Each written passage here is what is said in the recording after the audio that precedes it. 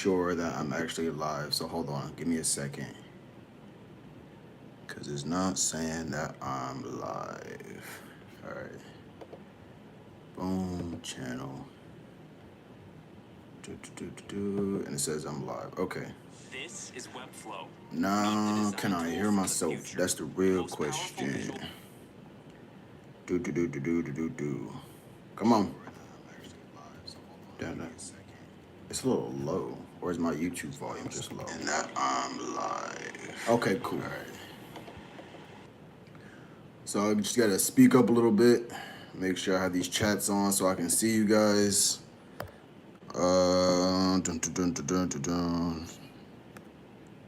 Chats. Live chats. Cool. If you're joining me, hit that like button on the way in. If you're watching the recorded message, please hit that like button. Before we get started, I want to mention that this is the book is called The Success Principles by Jack Canfield, subtitled How to Get from Where You Are to Where You Want to Be. The reason why I'm reading this is I've been telling you guys to study and read all the time. And I also wanted to not only prove to you guys, but just show you guys that I do this stuff too. The fact that you're here and you're listening to this chapter or listening to this book that I'm about to read, I'm not going to read the whole thing, just like certain parts. The fact that you're here is saying that you are taking place and doing the things that nobody wants to do. That's the thing. At the end of the day, I can give you all the rewards of you can have the money, you can have the body, you can have the girls, you can have the clothes, you can have the purpose, you can have all these things. But at the end of the day, if you are not willing to sit down and do the boring work that nobody else is going to do, then you'll never make it. So this is just us sitting down, doing the work that we have to do. The best thing about this is you guys don't even have to do anything besides maybe put on your headphones and just listen while I read it to you. So listen, welcome in guys. Make sure you guys hit the like button on the way in. But yeah, so I'm gonna read this and we're gonna get straight to it. If I need to speak up at all, feel free to put that in there and let me know. But if you're just now joining me, what we're doing is we're reading a chapter out of the Success Principles. We're doing the work that nobody wants to do, and I'm just showing you guys that while I tell you guys to do these things, I'm doing it too. So without further ado, let's go ahead and get started. Make sure you guys hit that like button on the way in. And okay, so the first chapter. Take 100% responsibility for your life. You must take personal responsibility. You cannot change the circumstances, the seasons, or the wind, but you can change yourself. Jim Rohn, America's foremost business philosopher. I actually studied under Jim Rohn. Jim Rohn is a great self-development guy. If you guys want to do any your personal research on him, I love Jim Rohn. All right, so let's get into the reading. One of the most pervasive myths in America culture today is that we are entitled to a great life. Hey, Quentin, I see you, man. Missed you too, guys. Missed you too. Make sure you guys hit that like button on the way in. That somehow, somewhere, someone, certainly not us, is responsible for filling out our lives with continual happiness, excited career options, nurturing family time, and blissful personal relationships simply because we exist.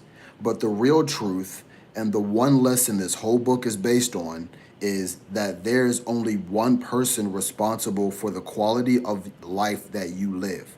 That person is you. If you want to be successful, you have to take 100% responsibility for everything that you experience in your life. This includes the level of your achievements, the results you produce, the quality of your relationships, the state of your health and physical fitness, your income, your debts, your feelings, everything. This is not easy. Exactly what I just told you guys. This is not easy. In fact, most of us have been conditioned to blame something outside of ourselves for the parts of our life that we don't like. We blame our parents, we blame our bosses, we blame our friends, our coworkers, our spouse, the weather, the economy, the government, our astrological chart, our lack of money, anyone or anything we can put the blame on. We never want to look where the real problem is. ourselves.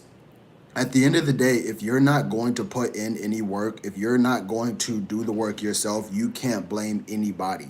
I tell people, like, listen, you guys ever listen to somebody complain? If that's like my homie or something, or like my friends, or maybe an acquaintance, and they're complaining, I'll hear them out because I know that for like we all get to those places. However, you don't ever want to be the guy who's constantly complaining all the time. It is the most annoying thing in the world. I know you guys can relate to that. So if you've been a person who you feel like you're just a complainer, man, this chapter is for you. Welcome in, guys. Welcome in. Make sure you guys are chatting it up to the community if you can, just to say what's up to everybody. Okay, so we're on to the next page. There is a wonderful story told about a man who is out walking one night and comes upon another man down on his knees looking for something under a street lamp. The passerby inquires as to what the other man is looking for. He answers that he is looking for his lost key. The passerby offers to help and gets down on his knees and helps him search for the key. After an hour of fruitless searching, he says, "We've looked everywhere for it and we haven't found it. Are you sure that you lost it here?" The other man replies, "No, I lost it in my house, but there is more light out here under the street lamp." It is time to stop looking outside yourself for the answers to why you haven't created the life and results you want. For it is you who creates the quality of life you lead and results you produce. You, no one else. To achieve major successes in life, to achieve those things that are most important to you, you must assume 100% responsibility for your life. Nothing else will do. All right. Hey, Quentin, the book is called The Success Principles by Jack Canfield. Canfield is spelled C-A-N. Actually, I can just put it in the chat. I'm going to try to put it in the chat and then pin it. The Success. I feel like I spelled success wrong. I did. The Success Principles by Jack. C-A-N-I-F-L. Jack Canfield. There you go. Let me see if I can pin this. Awesome. All right, that's what we're reading, everyone. Right now, I'm actually working on like trying to get a link for you guys. That way, you guys can get a book for free. So if you want to get this book or any book I read in the future, I'm gonna try to get that link to get you guys a free book. So just be patient on that. Okay, so the next section. 100% responsibility for everything. As I mentioned in the introduction, when I was only 1 year out of graduate school, I had the good fortune to work for W. Clement Stone. He was a self-made multimillionaire worth $600 million at the time. Stone was also America's premier success guru. He was the publisher of Success Magazine, author of The Success System That Never Fails, and co-author with Napoleon Hill of Success Through a Positive Mental Attitude. When I was completing my first week's orientation, Mr. Stone asked me if I took 100% responsibility for my life.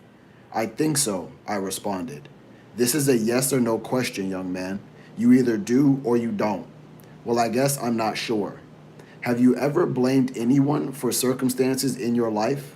Have you ever complained about anything? Yeah, I guess I have. Don't guess, think. Yes, I have. Okay, then. That means you don't take 100% responsibility for your life. Taking 100% responsibility means you acknowledge that you create everything that happens to you. It means you understand that you are the cause of all your experiences. If you want to be really successful, and I know you do, then you will have to give up blaming and complaining and take total responsibility for your life. That means all your results, both your successes and your failures. That is the prerequisite for everything up until now, that you can take charge of creating the future that you want. You see, Jack, if you realize that you have created your own current conditions, then you can uncreate them and recreate them at will. Do you understand that? Yes, sir, I do. Are you willing to take 100% responsibility for your life? Yes, sir, I am. And I did. You have to give up all your excuses. Let me see any chats. First time catching you live. Love the content. Black Wealth and Power. What's up, man? Glad to have you here. I appreciate all you guys in here. Make sure you guys hit the like button if you haven't already. And we're going to continue. 99% of all failures come from people who have a habit of making excuses. I'm going to read that again. 99% of all failures come from people who have a habit of making excuses. Wow. If you want to create the life of your dreams, then you are going to have to take 100% responsibility for your life as well. That means giving up all your excuses, all your victim stories, all the reasons why you can't and why you haven't until now, and all your blaming of outside circumstances. You have to give them all up forever. You have to take the position that you have always had the power to make it different, to get it right, to produce the desired result for whatever reason: ignorance, lack of awareness, fear, needing to be right, the need to feel safe. You choose not to exercise that power. Who knows why? It doesn't matter. The past is the past. All that matters now is that from this point forward, you choose. That's right, it's a choice to act as if you are 100% responsible for everything that does or doesn't happen to you. If something doesn't turn out as planned, you will ask yourself, how did I create that? What was I thinking? What were my beliefs? What did I say or not say? What did I do or not do to create that result? How did I get the other person to act that way? What do I need to do differently next time to get the results that I want? Doesn't this stuff sound familiar, guys? A lot of my content is revolved around this, taking real responsibility for your life. It's crazy how this all comes full circle. Next page. A few years later, after I met Mr. Stone, Dr. Robert Resnick, a psychotherapist. It's like cut off, so it looks super weird. Okay, my bad. A few years after I met Mr. Stone, Dr. Robert Resnick, a psychotherapist in Los Angeles, taught me a very simple but important formula that made this idea of 100% responsibility even clearer to me. The formula is E+R equals O. Event plus response equals outcome. That's interesting. I'm going to put that down in the chat for you guys. That's real interesting. I never heard of that before. Event plus response equals outcome. Outcome. Oh, last parentheses. There you guys go. That's an interesting thing. Let's see what he has to say about that. The basic idea is that every outcome you experience in life, whether it is success or failure, wealth or poverty, health or illness, intimacy or estrangement, joy or frustration, is the result of how you responded to an earlier event or events in your life. If you don't like the outcomes you are currently getting, there are two basic choices you can make. One, you can blame the event, E, for your lack of results, O. In other words, you can blame the economy, the weather, the lack of money, your lack of education, racism, gender bias, the current administration in Washington, your parents, your wife, your husband, your boss's attitude, your employees, the system or lack of systems, and so on. If you're a golfer, you've probably even blamed your clubs or the course you played on. No doubt at all, the factors do exist, but if they were the deciding factor, nobody would ever succeed. Jackie Robinson would have never played Major League Baseball. Barack Obama would have never became president of the United States. Sidney Poitier and Denzel Washington would have never become movie stars. Dianne Feinstein and Barbara Boxer would have never become U.S. senators. Bill Gates would have never founded Microsoft. Steve Jobs would have never started Apple Computers. For every reason why it's not possible, there are hundreds of people who have faced the same circumstances and succeeded. Right, got it. Right. Listening from Philippines. Hey, what's up, Rex? Thanks for tuning in. Appreciate you. I'm actually want to take a trip out there. Philippines, Thailand, some Eastern Asian countries. But that's off topic. Let's get back to it. Lots of people overcome the so-called limiting factors. So it can't be the limiting factors that limit you. It is not the external conditions and circumstances that stop you. It is you.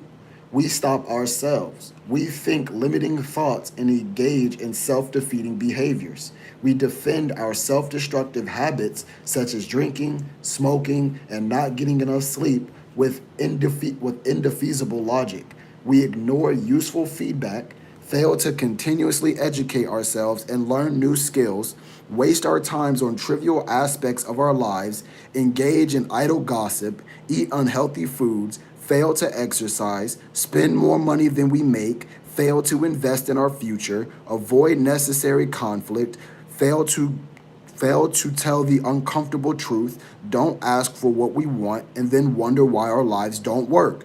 That man's really beating it into us. He was really getting, he was not playing. He named every excuse in the book, right? Okay. Number two, you can instead simply change your responses to the events, the way things are, until you get the outcomes you want. You can change your thinking, change your communication, change the pictures you hold in your head, your images of yourself and the world, and change your behavior, the things you do. That is all you really have any control over anyway. Unfortunately, most of us are so run by our habits that we never change our behaviors. We get stuck in our conditional responses to our spouses and children, to our colleagues at work, to our customers and clients, to our students, and the world at large. We are a bundle of conditioned reflexes that operate outside of our control.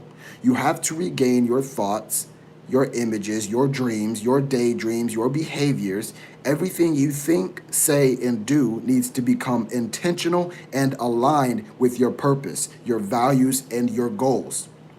Even though this is not out of the book.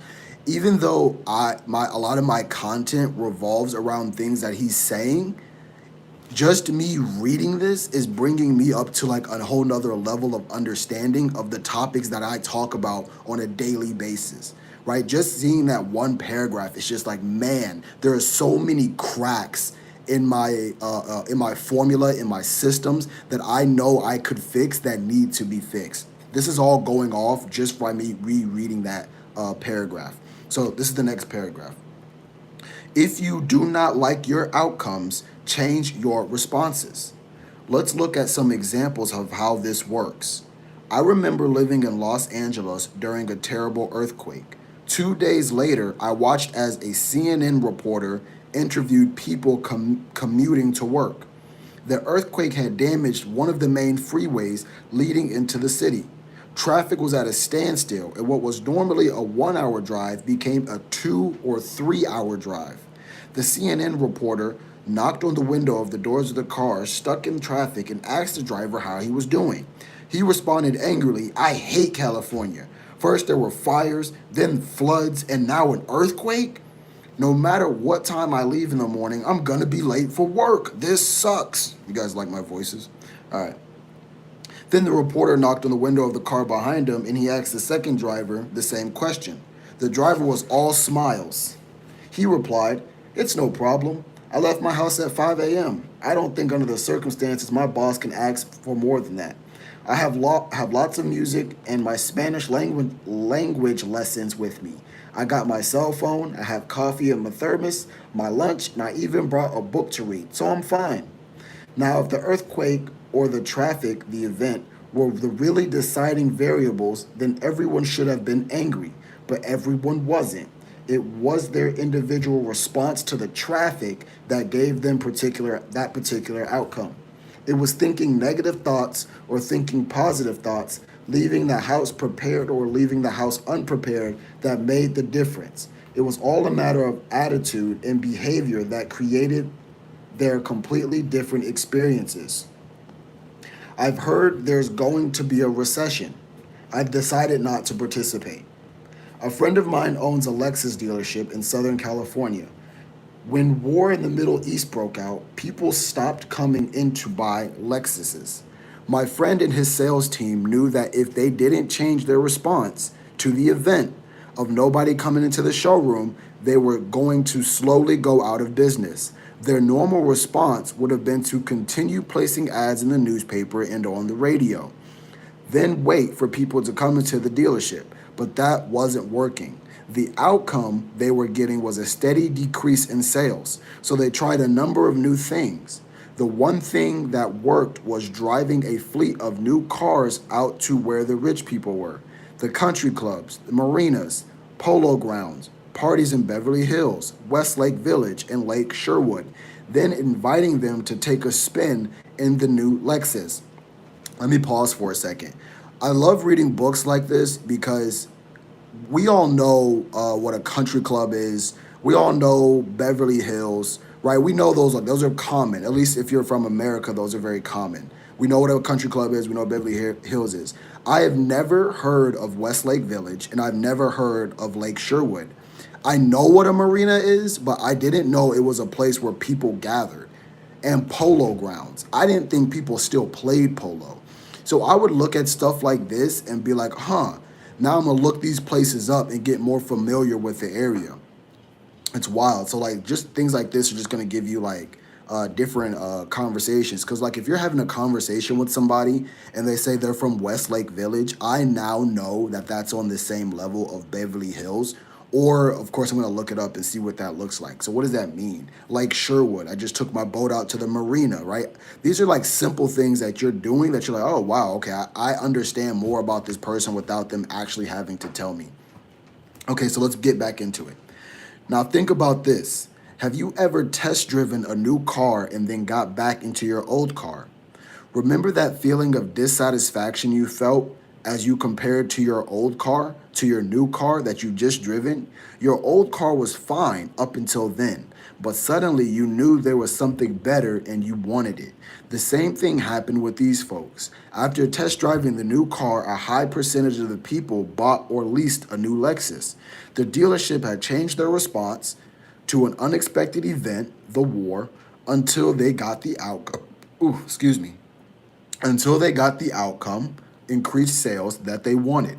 They actually ended up selling more cars per week than before the war broke out.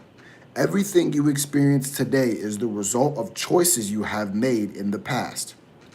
Everything you experience in life, both internally and externally, is the result of how you responded to a previous event. They have a couple examples here. Event: you are given a $400 bonus. Response: you spend it on a night out of town with friends. Outcome: you are broke. I like how they just said, you are broke. All right, next example. Event: you are given a $400 bonus. Response: you invest it in your mutual fund. Outcome: you have an increased net worth. Now, I know what a mutual fund is, but if you have no idea what a mutual fund is, this will be the exact moment that you stop reading and just go look up what is a mutual fund and just figure out exactly what he's talking about.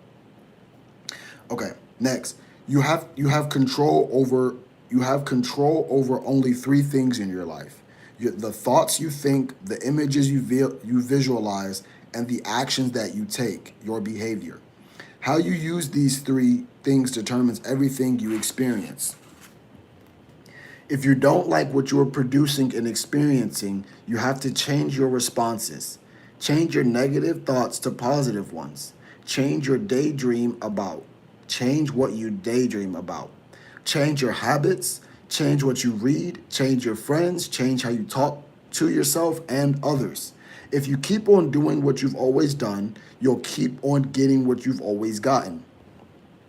12-step programs such as Alcoholics Anonymous define insanity as continuing the same behavior and expecting a different result. It ain't gonna happen. If you are an alcoholic and you keep on drinking, your life is not going to get any better. Likewise, if you only continue your current behaviors, your life is not going to get any better either. The day you choose your responses is the day your life will begin to get better. If what you are currently doing would produce the more and better that you are seeking in life, the more and better you have already shown up. If you want something different, you are going to have to do something different. All right, so that's 10 pages deep. I'm actually going to should I stop or should I keep going? I want to stop, but I also see people coming in, and so I also want to keep going. Notice how for the past I've been live 25 minutes, been reading for 25 minutes.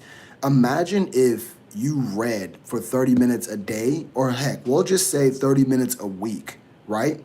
That's still going by the end of the year, that's going to be miles ahead of the average person. Miles ahead of the average person. So I'm gonna put this out to a vote. If you guys think I should keep reading, put something in the comments. But if nobody's gonna comment, then I'm gonna go ahead and end the live. So what do you guys think? You guys think I should keep reading? Let me know in the comments.